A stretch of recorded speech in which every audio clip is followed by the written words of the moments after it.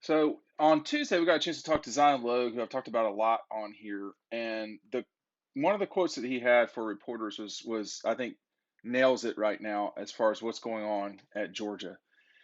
And I I think if you think about this past season and put it all into perspective, this quote makes a lot of sense. Here he says, Georgia's a great place to be. It's a humbling place as well. I tell guys when they're getting recruited, if you don't want to work, don't come here. And Zion Logue knows about the work that he's talking about. He's going to have a lot of expectation on him coming into this fall. Um, he is going to have to replace, if you want to call it that, Jordan Davis, Devontae Wyatt, and the other day an offensive lineman called him a combination of the two. We got to see Zion at Pro Day the other day, and he definitely is long and big. Here's what Kirby said about Zion Logue. He said, "Those are big shoes to fill. We don't make comparisons. We let you guys stick to the comparisons." I don't. I mean, I know it's kind of part of Kirby's thing, but he could omit those things and we'd be all right. I think the comparisons can be bad for people when they try to compare. I think what's good about Zion is he's a great leader, a great kid. He's a perfect example of a guy that has matured and he's grown. We've used his we used to have academic problems freshman year. Wouldn't go to this, wouldn't that. Now for the last year he's not on the list, not on lists. He handles his weight. He practices really hard. He's a strength. He hits a strength, a little bit of strength, extra strength in the weight room that's going to help him make him play better. We've got high expectations for him. He's going to take on a larger role, but his role may not be the same as what those guys was. I mean, he's got to be who he is. He doesn't need to be worried about trying to be Jordan because he's not got Jordan's size. He's got. I wonder if he has more length than Jordan. It sure looks like it. And he's just a different player than those guys. So I understand why uh, Kirby's sensitive about comparisons, but it's just what it is. I mean, there's no reason to get concerned about that. Um, the key point here is talking about what Zion said specifically. I tell guys when they are getting recruited, if you don't want to work, don't come here. And they do work. I mean, I hate to compare it to other things, but I'm certain they work as hard as anyone in college football. I don't know if they work harder than anyone else. I wouldn't, I couldn't possibly know that. I'm not in those situations to find out. But if you're telling someone who's 16, 17 years old, hey, great, you're looking to come here, that's awesome. But you need to adjust your expectations for what you're going to be doing.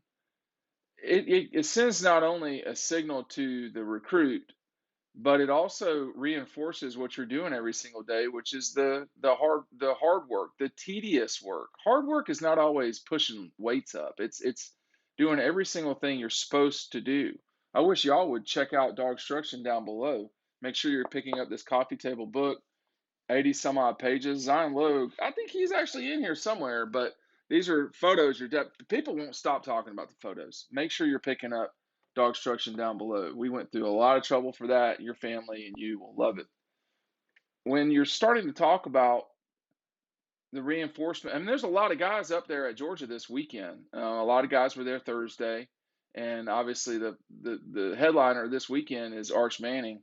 But there's always going to be guys that come up, and when you become an older player like Zion has, the recruiting trips when you're the player who's at the school is kind of different because you want to be honest with guys, but you don't you know you want to do what you want to do that day too. I mean, you don't want to have to necessarily hang out with somebody who's 18 years or younger if you're 20, so or 17 really in most cases. So I think the putting it all together that they've done at Georgia underscores that the work they've done has been justified.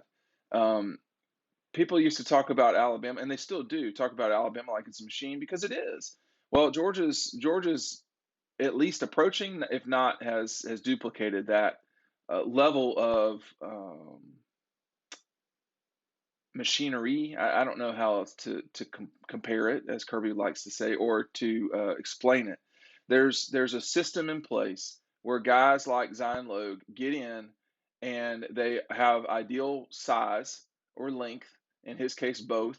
They have athleticism. If you saw Zion Logue play in high school, it wouldn't be abnormal to see him tip a ball up in the air and catch it over his shoulder for an interception. It wouldn't be unusual because I did see that when I saw him play up in Lebanon, Tennessee, as they call it, not Lebanon.